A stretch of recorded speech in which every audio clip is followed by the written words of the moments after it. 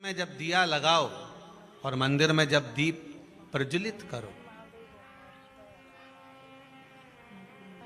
उस समय पर जब मंदिर में दीप लगाएं और मंदिर में जब दिया प्रज्वलित करें, अगर गोल बाती है तो वो तो दिए के बीच में ही होगी, फूल बाती है तो वो दिए के बीच में होगी। और मान लो अगर लंबी बाती लेकर गए हो, लंबी बाती को लेकर पहुंचे हो, तो अगर दीप लगा रहे हो, कामना रखकर लगा रहे हो कि मेरी ये कामना है, तो वो दीप का बाती का मुख अपनी ओर रखना, पर कोई कामना नहीं।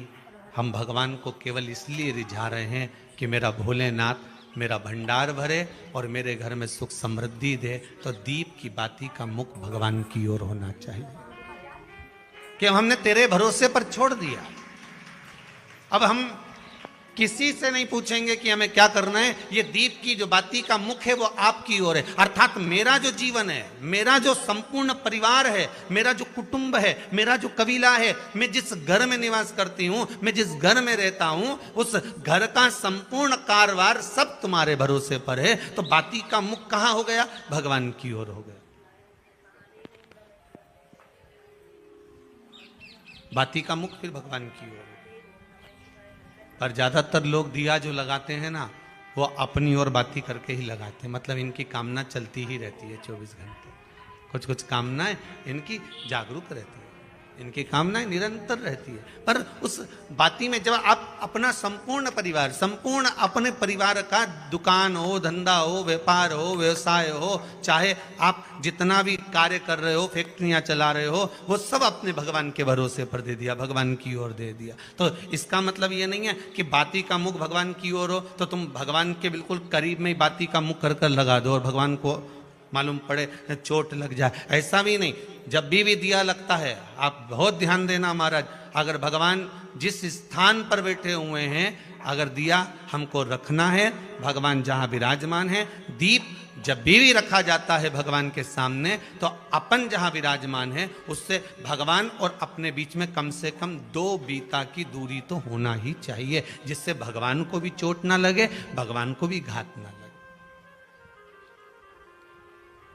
तुलसी महारानी को जो दिया लगाया जाता है वो तुलसा महारानी से दूर लगाना चाहिए। तुलसी के क्यारे में दीप लगाने का प्रमाण नहीं है कि तुम तुलसी के क्यारे के अंदर दिया लगाओ। पहले तो ऐसा नियम था कि तुलसी का जो क्यारा बनता था उसमें एक नीचे अलग से दिया रखने की जगह बनती थी, तो उसमें दिया रख दिया जाता था। आज के जमाने में इतनी जगह ही नहीं कि वह में रखो, तो लोग वो कुंडा में धर के आ जाए।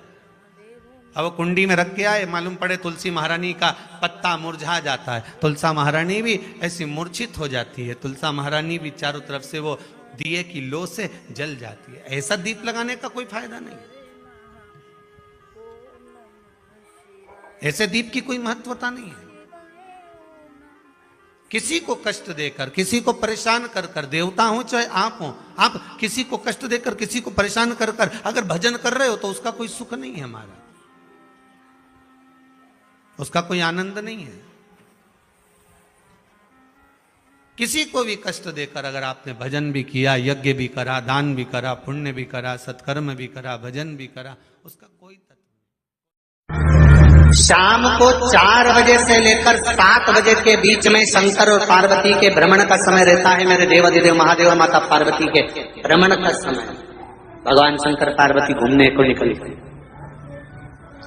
इसलिए हमारा सनातन धर्म कहता है शाम के समय पर माताओं को झाड़ू नहीं लगाना चाहिए, शाम के समय पर माताओं को चूड़ी बिछिया नहीं बदलना चाहिए, शाम के समय पर माताओं को मांग में सिंदूरा नहीं भरना चाहिए, शाम के समय पर माताओं को बाल नहीं बांधना चाहिए, शाम के समय पर माताओं को चौखट पर नहीं बैठना चाहिए। उसका कारण क्या है? क्योंकि पार्वती जी ने भगवान भोलेनाथ जी से कहा था कि तुम मुझे रोज शाम के समय प्रदोष काल में भ्रमण के लिए लेकर जाते हो, मेरे लिए आज्ञा क्या है? शंकर भगवान ने कहा सुनो पार्वती, मंदिर के अंदर नंदी रहता है, जाने वाला यात्री जब मंदिर में मेरा दर्शन करने आता है तो नंदी के कानों में कहकर जाता है कि शिव जी को मेरे यहाँ लेकर आना। मैं नंदी के अनुसार उनके घर जाता हूँ, मेरा काम है उनका कल्याण करना और तेरा काम है उनके घर की नारी को अखंड सौभाग्यवती का वर प्रदान करना, ये तेरा काम है। तब पार्वती माता ने कहा अखंड सौभाग्यवती होने का वर मैं तो दे दूंगी, पर उस समय पर माताएं चूड़ी बदल रही होगी, हाथ से चूड़ी निकाल रही होगी तो मैं वर कैसे दे सकती हूँ, मांग भर रही होगी तो मैं वर कैसे दे सकती हूँ, उस समय पर चूड़ी बिछिया बदला जा रहा होगा तो मैं वर कैसे दे सकती हूँ, उस समय पर झाड़ू लग रही होगी तो मैं लक्ष्मी को वहां कैसे भेज सकती हूँ, आप बताओ। तो शंकर भगवान ने कहा प्रदोष का समय एक ऐसा समय होता है, शाम का समय ऐसा होता है जिस समय पर केवल शंकर और पार्वती की आराधना का समय होता है। हम तो कई लोगों से कहते हैं अगर आपके यहाँ संपदा नहीं आ रही है, बहुत मेहनत कर रहे हो, फल नहीं मिल रहा, कहीं नौकरी, कहीं सर्विस या कहीं व्यापार या व्यवसाय में कहीं तकलीफ आ रही है, हम सबसे कहते हैं शाम का समय पकड़ लो, शंकर जी के मंदिर में दिया लगाना प्रारंभ करो। शिव मंदिर में अगर दिया नहीं लगा रहे हो तो बेलपत्री के पेड़ के नीचे दिया लगा। बेलपत्री और शंकर जी के मंदिर में दिया नहीं लगा रहे तो शंकर जी के मंदिर के बाहर चौखट पर दिया लगा। इतना भी नहीं कर सकते तो अपने घर के बाहर अपने द्वार पर दिया लगा दो, पर शंकर जी के नाम का श्री शिवाय नमस्तुभ्यम बोलकर शंकर भगवान को याद कर कर अपनी कामना कर कर बाबा का स्मरण कर कर पंचाक्षर मंत्र नमः शिवाय, षडाक्षर मंत्र ओम नमः शिवाय, द्वादशाक्षर मंत्र ओम नमो भगवते वासुदेवाय, जो मंत्र तुमको याद है उसका स्मरण कर कर लक्ष्मी हो चाहे नारायण हो चाहे राम हो चाहे कृष्ण हो स्मरण कर कर शाम के समय बाहर दिया लगा दो, दरवाजे के पास लगा दो, वो सुनेगा जरूर, आएगा उसका वेलकम जरूर होगा और वो कुछ देकर जरूर जाएगा। नियम तो बनाओ, उसकी चौखट पर जाकर कहना होगा।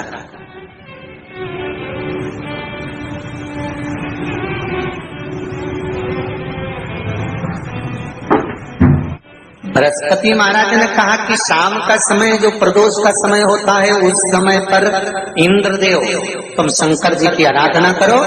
शिव आराधना से शंकर जी जो मार्ग प्रशस्त करेंगे, शिव आराधना से जो शंकर जी कहेंगे वो तुम करना, ठीक है।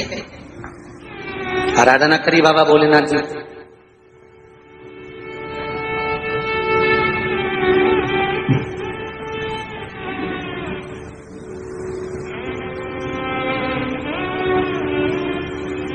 मालूम नहीं था इंद्रदेव को। बृहस्पति महाराज ने प्रदोष की महत्वता समझाई तो प्रदोष का समय जानकर शंकर जी पर 7 बेलपत्र प्रदोष के दिन इंद्र ने समर्पित कर दी बिना सोचे। कितनी बेलपत्र? 7। प्रदोष का व्रत करो चाहे ना करो, मंदिर में चढ़ी हुई बेलपत्र को उठा लो,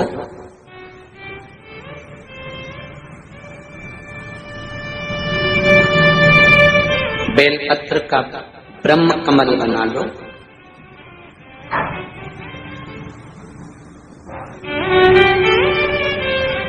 ब्रह्म कमल का मतलब होता है डंडी बीच में रहे, आसपास पत्तियां रहे। 7 पत्ती का ब्रह्म कमल बनाकर, जैसे ये पत्तियां हैं एक जैसी रखी हुई हैं तो इसको फैलाइए, 7 पत्ती को आपस में फैलाकर ब्रह्म कमल बनाए। प्रदोष का व्रत करें ना करें, जरूरी नहीं है कि वृक्ष से ही पत्ती लेकर आओगे तो ही शंकर जी को चढ़ाओगे। शिव जी पे से चढ़ी हुई उठाकर धोकर ब्रह्म कमल बनाकर बाबा से विनय कर कर, हे प्रभु आज मैं इस काम के लिए जा रहा हूं, बाबा मेरा यह कार्य है, बोलकर श्री शिवाय नमस्तुभ्यम बोलकर शिवलिंग पर समर्पित कर दो। दिन भर के प्रदोष व्रत का फल बाबा एक बेलपत्री समर्पित करने पर ही प्रदान कर देता है। शिव प्रदोष व्रत कर रहे हो उससे बढ़कर कोई प्रसन्नता नहीं, पर नहीं कर रहे तो प्रदोष के दिन या 12 महीने शिवरात्रि आती है, श्री शिवाय नमस्तुभम, हर हर महादेव। कैसे हैं आप सभी लोग? आशा करती हूँ आप सभी बहुत अच्छे होंगे। देखिए, जो भी मेरे चैनल पर पहली भाई बहन पहली बार आए हैं वह मेरे चैनल को सब्सक्राइब कर लें। मेरी वीडियो कैसी लगती है कमेंट में हर हर महादेव लिखना ना भूलें। देखिए, आज का उपाय बहुत ही अच्छा उपाय बताया है। प्रदोष काल में अगर आप एक दीप अपने दरवाजे पर लगाते हैं तो धन का आपके यहाँ भंडार भर जाएगा, लक्ष्मी का आगमन होगा। कहते हैं प्रदोष काल में शिव पार्वती भ्रमण के लिए निकलते हैं तो नंदी के कान में जाकर अगर आप मंदिर जाते हैं तो उनके कान में अवश्य कह के आएँ कि भ्रमण के लिए आप शिव जी और पार्वती को लेकर आते हैं प्रदोष काल में शाम के टाइम, तो हमारे यहाँ अवश्य लेके आएँ। तो ऐसे कान में कह के आना है नंदी के कान में, और आपको आना है घर। शाम को आपको एक दीप लगाना है, शाम को अपने दरवाजे के पास लंबी बाती का लगाना है घी का, और आपको प्रज्वलित करते समय यही बोलना है कि हे नंदी बाबा, आप शिवजी पार्वती को भ्रमण करने के लिए लेके आए हैं तो हमारे यहाँ उनको लेकर अवश्य आएं।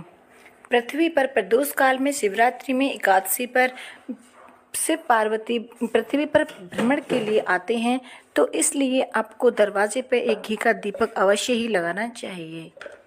इससे आपके यहाँ धन में बरकत होगी, आपके यहाँ धन संपदा खूब बढ़ेगी, कोई भी कष्ट बीमारी नहीं रहेंगी। आपके यहाँ धन संपदा की जो भी कमी है वो कमी पूरी होगी। जिस व्यक्ति के यहाँ धन की बहुत कमी है, कष्ट बहुत ज़्यादा है, विपदा आ पड़ी है, समझ नहीं आ रहा है क्या करें, तो प्रदीप मिश्रा जी ने शिव पुराण में बता दिया है कि अगर आपके यहाँ ये सब परेशानियां हैं तो आप एक उपाय अवश्य कर लें। प्रदोष काल में एक दीपक अवश्य लगाएं। देखिए, अगर आप मंदिर नहीं जा सकते या आप शिवालय नहीं जा सकते, बेलपत्र के पेड़ के पास दीप नहीं लगा सकते, तो एक अपने दरवाजे पे अवश्य ही लगा दें। देखिए, वैसे बहुत ही शुभ उपाय बताया गया है कि बेलपत्र का पेड़ अगर आपको कहीं मिल जाए तो उस पर एक दीप प्रदोष काल में आप शाम के टाइम ज़रूर लगा कर आएँ। इससे आपके यहाँ जो भी धन की कमी है वो पूरी हो जाएगी, जो भी आपके यहाँ कष्ट है वो समाप्त हो जाएगा, आपकी जो भी मनोकामनाएं वो पूर्ण अवश्य ही हो जाएंगी। प्रदीप मिश्रा जी ने अपनी कथा में ये भी बताया है, उनका ही उपाय सुनकर मैं आपको बताने का प्रयास कर रही हूँ। जो भी व्यक्ति प्रदोष काल में शाम के टाइम मंदिर जाकर एक दीप लगाए, जो भी अपनी कामना है, कामना को जानकर आपको रखकर अगर दीप लगानी है तो वो लंबी बाती का दीप अब लगाते वक्त उसका मुख अपनी तरफ कर कर ही लगाएं। अगर कोई कामना नहीं है, वैसे ही आप शिव जी को रिझा रहे हैं, आपके यहाँ धन संपदा हमेशा रहे, आपके यहाँ सुख शांति बनी रहे, तो आप उस दीप का मुख शिव जी की तरफ कर दें। अगर आपकी कोई कामना है तो उस दीप का मुख अपनी तरफ लगाएं। लंबी में जब दिया लगाओ और मंदिर में जब दीप प्रज्वलित करो, उस समय पर जब मंदिर में दीप लगाएं और मंदिर में जब दिया प्रज्वलित करें, अगर गोल बाती है तो वो तो दिए के बीच में ही होगी, फूल बाती है तो वो दिए के बीच में होगी। और मान लो अगर लंबी बाती लेकर गए हो, लंबी बाती को लेकर पहुंचे हो, तो अगर दीप लगा रहे हो, कामना रख कर लगा रहे हो कि मेरी ये कामना है, तो वो दीप का बाती का मुख अपनी ओर रखना, पर कोई कामना नहीं। हम भगवान को केवल इसलिए रिझा रहे हैं कि मेरा भोलेनाथ मेरा भंडार भरे और मेरे घर में सुख समृद्धि दे। तो दीप की बाती का मुख भगवान की ओर होना चाहिए कि हमने तेरे भरोसे पर छोड़ दिया। अब हम किसी से नहीं पूछेंगे कि हमें क्या करना है, ये दीप की जो बाती का मुख है वो आपकी ओर है। अर्थात मेरा जो जीवन है, मेरा जो संपूर्ण परिवार है, मेरा जो कुटुंब है, मेरा जो कबीला है, मैं जिस घर में निवास करती हूँ, मैं जिस घर में रहता हूँ, उस घर का संपूर्ण कारभार सब तुम्हारे भरोसे पर है। तो बाती का मुख कहाँ हो गया? भगवान की ओर हो गया। बाती का मुख फिर भगवान की ओर। पर ज्यादातर लोग दिया जो लगाते हैं ना, वो अपनी ओर बाती करके ही लगाते हैं। मतलब इनकी कामना चलती ही रहती है 24 घंटे, कुछ कुछ कामनाएं इनकी जागरूक रहती है। इनकी कामनाएं निरंतर रहती है। पर उस बाती में जब आप अपना संपूर्ण परिवार, संपूर्ण अपने परिवार का, दुकान हो, धंधा हो, व्यापार हो, व्यवसाय हो, चाहे आप जितना भी कार्य कर रहे हो, फैक्ट्रियां चला रहे हो, वो सब अपने भगवान के भरोसे पर दे दिया, भगवान की ओर दे दिया। तो इसका मतलब ये नहीं है कि बाती